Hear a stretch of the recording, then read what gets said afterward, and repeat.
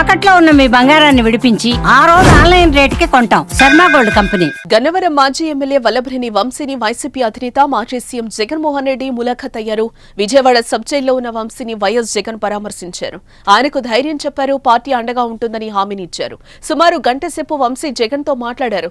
జరిగిన పరిణామాలన్నింటినీ వంశీని అడిగి తెలుసుకున్నారు. జగన్ వెంట వంశీ భార్య పంకజశ్రీ లోపలికి వెళ్లారు. కొడాలి నాని, పేర్ని నానీలను మాత్రం లోపలికి అనుమతించలేదు. వంశీతో మాట్లాడిన అనంతరం జగన్ మీడియాతో మాట్లాడారు. వంశీపై తప్పుడు కేసులు పెట్టారని విమర్శలు చేశారు. కక్ష సాధింపుల్లో చర్యల్లో భాగంగానే వంశీ అరెస్టు జరిగిందని మండిపడ్డారు ఆయన. వైఎస్ జగన్ రాక సందర్భంగా జైలు వద్ద కోలాహలం నెలకొంది. పార్టీ శ్రేణులు, స్థానిక ప్రజలు భారీగా అక్కడకు చేరుకున్నారు. ఈ నేపథ్యంలో పోలీసులు ఆంక్షలు అమలు చేస్తున్నారు. బారికేడ్లుంచి 144 సెక్షన్ అమలు చేస్తున్నారు. జైలు పరిసరాలకు 500 మీటర్లోపు ఎవరినీ ఉండనివ్వకుండా జాగ్రత్త పడ్డారు. ఇక జగన్ మీడియాతో మాట్లాడిన సమయంలో పెద్ద ఎత్తున సీఎం అంటూ నినాదాలు చేశారు. గత వారం వల్లభనేని వంశీని హైదరాబాద్ లో విజయవాడ పోలీసులు అరెస్టు చేశారు. గన్నవరం టీడీపీ కార్యాలయం కేసులో ఫిర్యాదుదారుని కిడ్నాప్ చేసి బెదిరించారనే ఆరోపణలో ఆయన అరెస్టు చేసి న్యాయస్థానంలో హాజరుపరచగా జడ్జి 14 రోజుల రిమాండ్ విధించింది. ప్రస్తుతం విజయవాడ సబ్ జైల్లో ఆయన ఉన్నారు. ఈ కేసులో వంశీతో పాటు అతని అనుచరులను కూడా నిందితులుగా గుర్తించారు. వారిపై పలు సెక్షన్ల ప్రకారం కేసులు నమోదు చేశారు.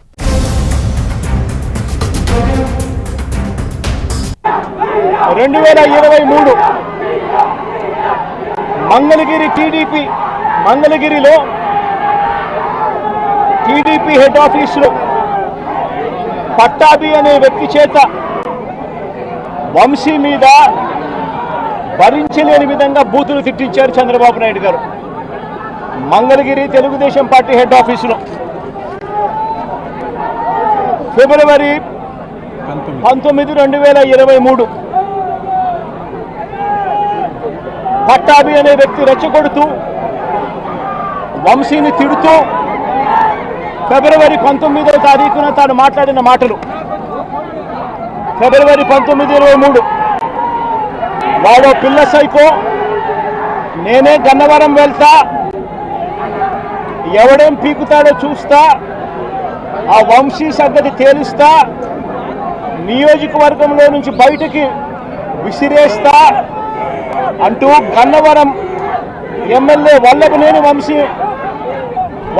వంశీని రెచ్చగొట్టింది సాక్షాత్తు ఫిబ్రవరి 19వ తారీఖున ఇదే పట్టాభి అనే వ్యక్తి.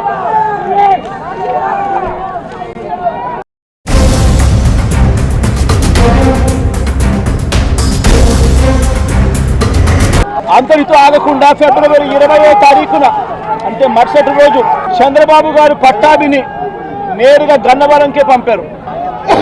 గన్నవరంకే పంపి గన్నవరంలో ఆయన అక్కడికి వెళ్ళి గన్నవరంలో మళ్ళీ ప్రెస్ మీట్ పెట్టి మళ్ళీ వంశీని మళ్ళీ తిట్టి అదే గన్నవరంలో చుట్టుపక్కల ప్రాంతాల నుంచి తాను పోగేసిన మనుషులను